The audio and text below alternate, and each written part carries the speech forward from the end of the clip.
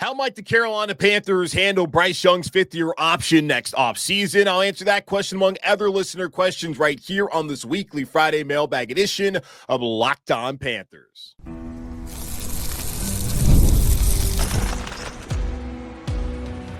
You are Locked On Panthers, your daily Carolina Panthers podcast.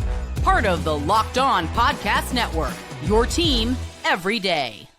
Welcome into another edition of the Locked On Panthers podcast, a part of the Locked On Podcast Network. I'm your host, as always, Julian Council, talking Carolina Panthers with you every Monday, Tuesday, Wednesday, Thursday, and yes, of course, Friday, your team every day. That's our motto here on the Locked On Podcast Network. Thanks for watching the show right here on YouTube and listening wherever you listen to your favorite podcast. Be sure to follow me, Julian Council, over on Twitter and Blue Sky at Julian Council, because on Fridays, like today, throughout the offseason, I'm right here answering your weekly Friday mailbag questions. All you got to do is either at me or DM me over on Twitter at Julian Council or at me over on Blue Sky at Julian Council to get your questions in for next week's edition of the weekly Friday mailbag right here on Locked On Panthers. And before we get into the mailbag here on Locked On Panthers, a couple of programming notes. Next month is June, and I'll be in a couple of days' time. And once we get into June here on the Locked On Panthers, we go into off-season mode, which means shows only 3 times a week. I finally get a chance to catch my breath, take a little vacation. So that's how we're going to be doing things. So expect shows out on Mondays, Wednesdays, and Fridays the day of. So it might not be there in the morning for you, but it will be there probably by 5 p.m. on your commute back home from work. So Mondays, Wednesdays, and Fridays, that's when shows will be coming out. So you can always listen to them on Thursdays or on Tuesday if you get Monday and want to listen to it on Tuesday and all of that. So off-season mode starting on Monday, and we'll still have the mailbag for a couple of more weeks, but I think getting into July, or at least actually the middle part of next month, we will not be doing the mailbag. So I think only a couple more, maybe 2 more weeks of the mailbag, and then I'll bring it back at some point in time, either during training camp or during the preseason. So just stay tuned for all of that. So 2 more weeks of the mailbag, and then starting on Monday, we are Monday, Wednesday, and Friday show coming out that day, likely in the afternoon for you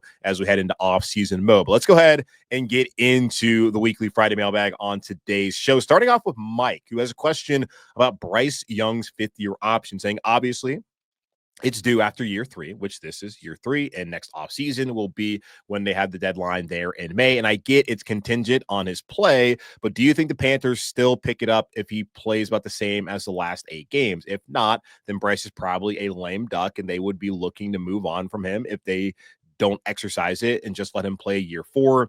Then that is a risky move. Either Bryce plays like a top 10 quarterback, we extend him, or he is average and we have to move. Your thoughts? What does it have to be black and white as far as that goes? We have seen in the past with the New York Giants, they decided to not exercise 5th-year option on Daniel Jones. He went out there, played well the next season. They gave him an extension, and obviously that extension did not work out. But the Giants wanted to see Daniel Jones have to play a 4th season without giving him a large financial guarantee. Now, it would have made more sense for them to exercise 5th-year option and then have him play that year and then let him play another year and then not be tied into it. Certainly that could have been a better thing for them, but hindsight's 2020. And looking at that situation, the Giants decided, we're not going to give you that money, Daniel. We want to see you prove it 1 more season. And then they gave him a bigger extension. That obviously did not work out for them. Now, looking at quarterbacks in the last 3 draft classes that were eligible for the 5th-year options, we're looking at the 2022 class, 2021, and the 2020 quarterback classes. Well, 2022, as we know, was a terrible quarterback class. The only quarterback that got drafted in the 1st round was Kenny Pickett, who was traded after a couple of seasons there in Pittsburgh, and no one has exercised that 5th-year option. So that's not the best comparison, but we saw that played out. Go back to 2021, which was considered a strong quarterback class with Trevor Lawrence, Zach Wilson, Trey Lance, Justin Fields, Mac Jones. Turned out to not be a good quarterback class at all. Trevor Lawrence was the highest pick of all of those guys, going 1st overall. He had his 5th-year option exercised after his 3 seasons there in Jacksonville. And then later on that summer, he was given an extension. So things have worked out for him in terms of that plan where he played well for 3 years.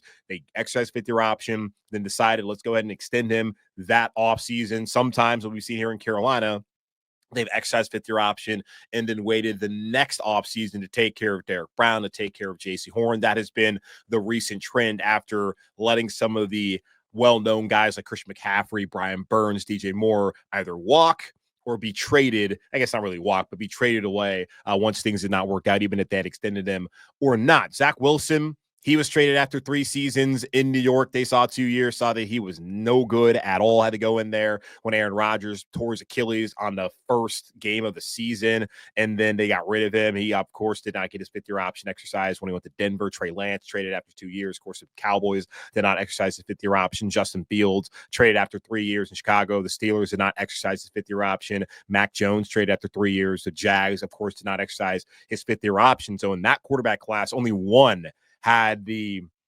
way that teams wanted to go, whereas 3 years, fifth-year option, then extension. Go back to 2020, 4 more successful quarterback class. Joe Burrow goes number 1 overall, plays outstanding, gets the team to the Super Bowl. They exercise his fifth-year option. Then later on that summer during training camp, they extend him. Tua Tagovailoa, he had his fifth-year option exercised, but then he went out the next season.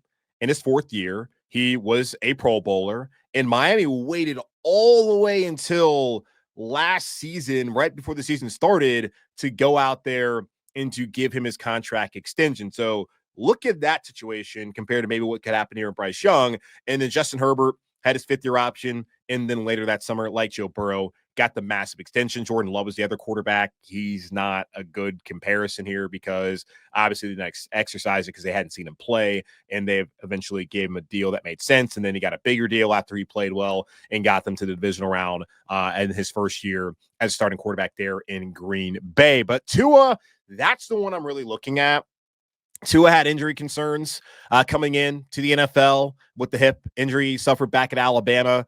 And then he was up and down. There's concerns whether he could really be a guy who could elevate a franchise. Now, Bryce Young, there was concerns about him, but he didn't have any serious injuries in college. And he got sacked 61 times his rookie year and got up every single time. Got sacked again last year, got up every single time. He's been tough. He has not been someone that you're worried about whether he can stay on the field just based off of those first 2 years. And that concern, at least to me, has gone away. But his play has not necessarily warranted the kind of optimism in totality. Yes, the way he finished the season, the last 8-9 games, that has you excited about this upcoming year. But you look at every game he's played so far, it's been more worse than bad or good for him so far in the NFL here in Carolina. So when I look at it, Tua's pretty similar as far as like his size, his stature, and then just the numbers. Now, he put up better numbers than Bryce has so far in his career when you relate what Tua did in his first couple of seasons there in Miami. And they obviously like him and felt like he's a guy that can help this team win football games, can be the kind of leader and personality that you want in that locker room. And they let him get the fifth-year option after he played well. And then the next year, they decided we still weren't ready to give you that extension, and they worked through it the entirety of that off season. So for Carolina, if Bryce plays well enough again this year, like you mentioned there, Mike, if he plays like he played in the final 8 games of the season, especially the way he played against Atlanta, but if he plays like that, it's more of that than it was, of course, his rookie year or in weeks 1 and week 2 of last season, then I think he would be well on his way to getting the fifth-year option. But I don't know if I'm wanting to see Carolina then later on next summer give him the kind of deal that Trevor Lawrence got. And Trevor Lawrence hasn't been great, but certainly the type of deal that Joe Burrow received and Justin Herbert received. I would like to see him play a 4th season. If it's going to be like it was the final 8 weeks, I would like to see him play a 4th season and also see the team have some success overall before then giving him the big deal. I think that's probably how Carolina will go about it. Now, you want to get ahead of it, because if a player goes out there and plays really well, that's the risky part of it all, Mike, as you bring up. If they play really well, then you're going to be paying them more money than you would have paid them had you taken care of it the year before. But with a significant financial investment that the quarterback position would be for Carolina, I think patience, unless you absolutely have seen enough to know that, okay, yeah, this guy is a dude, I think being patient is not a terrible thing in letting things play out. If you need 5 seasons to figure it out, that may then be a tell that this guy's not worth investing in. But if you truly feel like 5 years, need to make sure to see all of it and continue to have that flexibility with the rest of the roster to build it out to the best position it can be in before you drop in a massive contract for your quarterback, I mean, you can do that. I don't think there's any rush to get it done, and we still need to see how he plays this upcoming season. Like, this is a premature conversation, and I appreciate the question, Mike. But I don't know. We have to see how it plays out, because I definitely am not there right now that Bryce Young will be receiving or should receive the fifth-year option once we get to there this time next offseason, or really a month earlier than this time next offseason. But we'll see how things play out. But the Tua Tagovailoa situation, I think, could be very similar to how Carolina goes about things, just dependent upon how Bryce Young plays, and if it's very similar to how he finished out the season here last year in 2024. All right, take a quick pause and come back and talk about the wide receiver position. A couple of young guys here in Carolina, a couple of concerns, or at least questions about them. We'll talk about that here in just a moment on Locked On Panthers. The NBA playoffs are in full swing, and every night delivers highlight-worthy performances, major momentum shifts, and can't-miss moments, whether it's a game-winning shot or a breakout player. There's never been a better time to get in on the action. FanDuel makes it easy to stay in the game before tip-off and live player props, performance trends, and same-game parlays. Fans have more ways than ever to play smart and to win big if you are still believing in the New York Knicks, who won last night, got that series now 3-2 against Indiana, the Pacers. If you still believe in the Knicks and Jalen Brunson, why not back it up with a same-game parlay? New to FanDuel, it's a perfect time to sign up. Head to FanDuel.com and place your first $5 bet. If it wins, you'll get $200 in bonus bets. Make every moment more. FanDuel, official sports betting partner of the NBA. All right, answering your weekly Friday mailbag questions here on Locked On Panthers. Now over to Skyler, who has concerns about Jalen Coker's role here in Carolina now that they have a very deep wide receiver core, in my opinion. How good is it? Only time will tell, but certainly some good competition should be going on once we get to training camp with this wide receiver room in Carolina, which is a massive departure from what we saw a couple of seasons ago when Bryce Young was a rookie quarterback here in Carolina. Skyler saying, the way the Panthers are going about Jalen Coker reminds me a lot of service time manipulation in the MLB. Between Thielen's Rays, signing Renfro, and drafting Horn, it feels like Coker has gotten lost in the shuffle. I can't shake the nagging thought that with Coker being an exclusive rights free agent after the season, the Panthers have zero, in all caps, incentive for him to have a breakout campaign this, in all cap, year. Rather, by limiting his role, they can sign him to a cheap deal to be the heir apparent to Thielen for the 2026 season. Could this be happening, or am I just too big of a cokehead? Yes, Skyler. The second question, you are too big of a cokehead.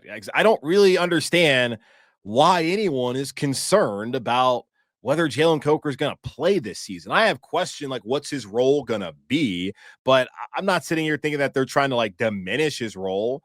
And again, this guy was an undrafted free agent. Yes, they gave him a nice guarantee. He initially made the team, but then they went to the waiver wire and then they cut him. Fortunately for Coker and for Carolina, mainly Carolina, they were able to get him back off of the waiver wire and sign him to the practice squad. And eventually they needed him. He went out there and he had a nice rookie season. But again, the Panthers and every team in the NFL passed up on him. And the Panthers were willing to risk cutting him from the roster for a bunch of dudes, honestly, who didn't stick around. It was like John Radigan, who was a special teamer, and then Shamar Bartholomew, who we didn't see until week 18. Those are the guys that they were willing to bring in who didn't even play and to cut Jalen Coker for. So I think all the cokeheads out there, relax. It's going to be okay. So they drafted Tedero McMillan. He went 8th overall. Clearly, that's someone they value at a very big price. So he's going to come in and be the wide receiver 1 eventually.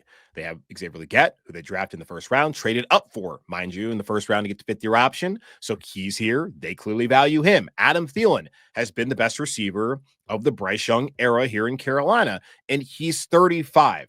They gave him the money because it's his last year in Carolina and in the NFL, and he has earned an extension based off of what the other receivers haven't really done in his 2 years, and they value Adam's leadership and what he can do for them. So That's what it is more than anything for Adam Thielen. They're giving him more money because he's deserved it. He's earned it.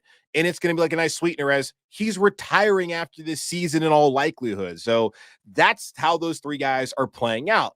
And with Hunter Renfrow, we don't know. He didn't play last year, y'all, because he was trying to get healthy again.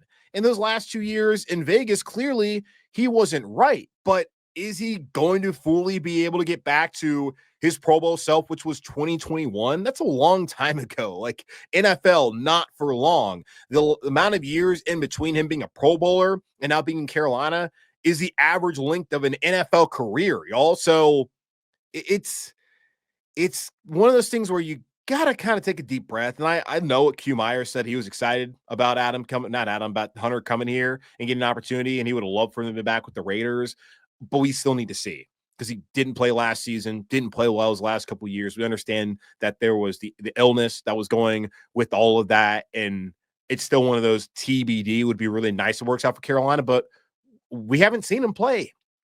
So I don't know. And then with Jimmy Horn Jr., like he was a 6th-round pick. And the talk about him was throughout the draft was, okay, this is going to be a guy who's going to be a returner. So 6th-round pick, undrafted free agent, hell, you're better off being a UDFA because, sometimes get more money than a 6th-round pick could get. And then also you will be able to choose your spot.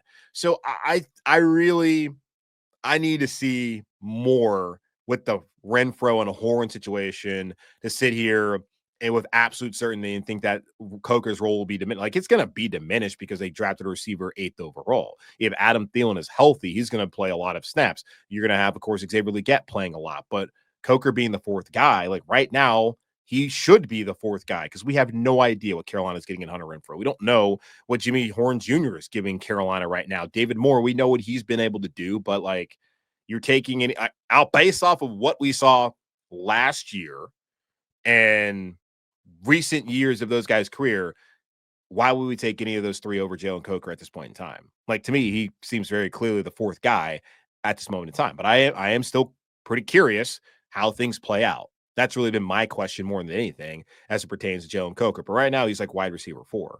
And for an undrafted free agent who was cut after the waiver with roster cutdown day and then had a good year last year, like that's a pretty good spot to be in my opinion, especially knowing that one of the guys ahead of you won't be here next year. So maybe that's how it plays out as far as being the heir apparent to Thielen. We will see. Spencer has a question about another wide receiver on the roster. From your sources and in your opinion, how real is the hype on Jimmy Horn Jr. from what you're hearing? Where do you believe he fits in on the depth chart? And for any additional piece, if the draft happened today, does he go substantially higher than his original 6th-round slot? Why would he go substantially higher than his original 6th-round slot? Like what has happened in the last month that would have Jimmy Horn Jr. go higher than where he went a month ago? Nothing. Absolutely nothing. They had a rookie minicamp. They started OTAs. He hasn't played a game yet in the NFL. Not even a preseason game. So nothing has happened. So I don't really understand how there's even a thought that, oh, he was undervalued and he would have gone higher if the draft was today. No, he's undersized and he was hurt last year. And when you're undersized and you're banged up in your draft year, typically you end up not going as high as you thought you were. Benjamin Morrison had a big injury. He goes in the 2nd round. People thought he'd be a 1st rounder. Siobhan Ravel tore his ACL. People thought he might be a 1st rounder. He goes in the 3rd round. It happens every single year where guys get banged up, don't go as high as they thought they were going to go, and maybe it works out. But like Jimmy Horn still is going to be small. Maybe it would have been more durable, but like what? He goes in the 5th round instead of the 6th round? I don't really understand where that's coming from. Now, as far as like, I haven't talked to anybody about Jimmy Horn Jr. because I'm really thinking about Jimmy Horn Jr. right now, May 30th. I need to wait. As far as like his impact on like in the wide receiver room, the 3 guys I'm focused on are Ted McMillan, Xavier Legette, and Adam Thielen, because those are going to be the top 3. And then behind them, probably going to be Jalen Coker. I'm more interested in what Hunter Renfrow, who's actually played and been a Pro Bowler and proven himself in the NFL. I'm a little bit more interested in what he could do for Carolina, because he's been a proven commodity. We don't know what they're getting in him, but that has me more interested than someone who, in his Panthers.com article, was saying at the combine and when talking to teams, they were all going over the kickoff rule change from a year ago and how they could see him as a returner. So if a guy is being talked to leading up to the draft as a returner, That's probably the reason why he went in the 6th round. And that's also what should be your expectations for him to make the team based off of special teams. Like maybe he can come in, run some jet sweeps, get some speed, do whatever they want to do, gadget-wise with him early on in his career. But the way that Jimmy Horn Jr. is probably going to impact the roster in Carolina is as a return man. So return men don't go higher than the 6th round. That's just a fact. And when they literally have not even played a game, there's no reason to believe that they should have gone higher than the 6th round. So give it some time. Let's actually see him go out there and play a game that's what meaningful, which I suppose would be the preseason. Like I think it's way too early to be hyping up anybody at this point in time, especially a 6th round pick who I think it's a nice selection for Carolina, but let's just wait. Okay. All right. Come back, take a quick pause, and I'll answer the rest of your weekly Friday mailbag questions right here on Locked On Panthers.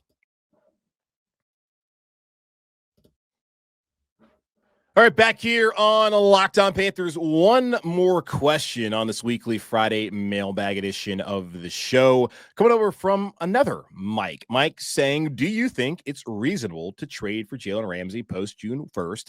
We have plenty of cap space to obtain him and would make up for a rookie starting at safety. All right. I don't know if it was Mike who asked me this a couple weeks ago, but my answer here is like, no, they don't need to do that.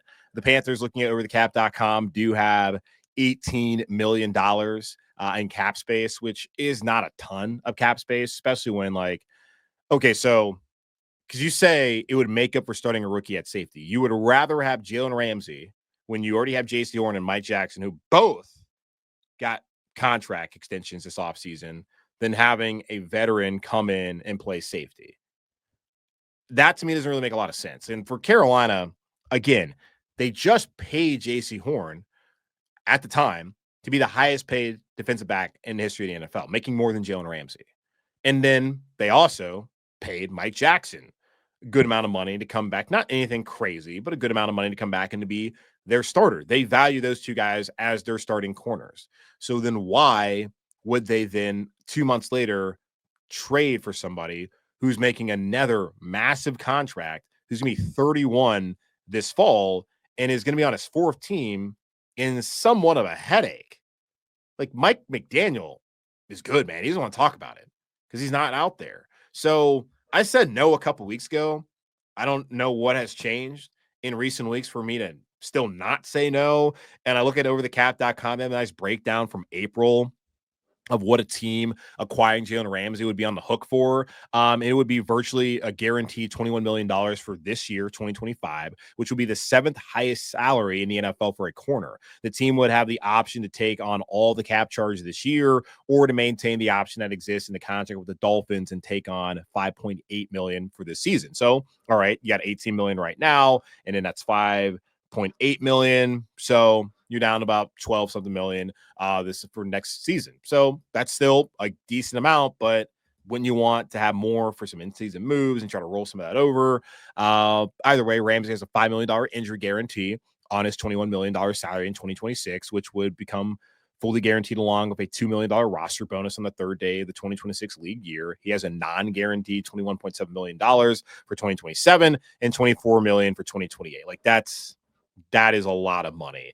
And you consider the fact that, again, you're paying J.C. Horn a ton. And like J.C., his cap number is $7 million this year. But then we're looking at 23, 22, 28, 30 over the next 4 seasons. And he's going out there making a ton of money. And then you're going to add Jalen Ramsey on top of that. And he's probably not going to stick around for the entirety of that deal. You're probably moving on and cutting him after a couple of seasons. So I don't see how that makes sense for Carolina when they just invested in JC and Mike Jackson. And what does that say to Mike Jack? That, oh, hey, yeah, we really want you to come back and be our number 2 corner. Oh, but never mind. We're going to go get somebody who's 3 years older than you, and we're going to bring them in here to start ahead of you instead. That to me doesn't make any sense for Carolina. So I haven't seen anybody link the Panthers to Jalen Ramsey. I don't think Jalen Ramsey is trying to come to Carolina. I think at this point in his career, he wants to go to a surefire contender. Do any surefire contenders want to have him? And maybe the Panthers are a contender. Talked about that yesterday. But no, I'm good here, man. And I'll think I'm going to continue to be good here. So there's really nothing else to say about the Jalen Ramsey thing. Carolina paid Jason Horn a ton of money. They got Mike Jackson. What they need is a safety and like a backup outside corner, not someone like Jalen Ramsey to come in here. So those are my thoughts, and they're probably not going to change. All right, that's going to wrap up this edition of the Locked On Panthers podcast, part of the Locked On Podcast Network, hosted by yours truly, Julian Council. Again, y'all, subscribe or follow the show for free over on YouTube or wherever you listen to your favorite podcast. And be sure to follow me, Julian Council, over on Twitter and Blue Sky at Julian Council, where I'm back again next Friday answering your weekly Friday mailbag questions. All you got to do is either at me or DM me over on Twitter at Julian Council or at me over on Blue Sky, also at Julian Council, to get your questions in for the weekly Friday mailbag next week. And again, starting on Monday, we are in off-season mode. So Mondays, Wednesdays, and Fridays, that's when shows will be out there, likely in the afternoon on your way back home from work. So check out the show there and make sure to stay tuned, subscribe all those places so you get every single episode. But in the meantime, be safe, be happy, be whole. As always, keep pounding, and I'll talk to you all on Monday.